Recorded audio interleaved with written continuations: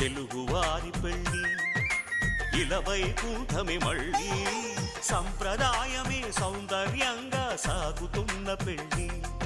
ఇది తెలుగువారి పెళ్ళి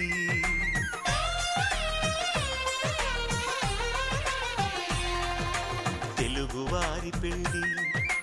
ఇలవైకుంఠమే మళ్ళీ సంప్రదాయమే సౌందర్యంగా సాగుతున్న పెళ్ళి ఇది తెలుగువారి పెళ్ళి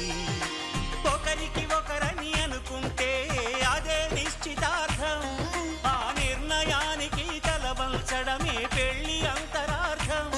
శతమానం భవతి అంటుంది శ్రావణ మాసం శ్రావణ మాసం శ్రావణ మాసం తెలుగువారి పెళ్ళి ఇలవైకుంఠమే మళ్ళీ సంప్రదాయమే సౌందర్యం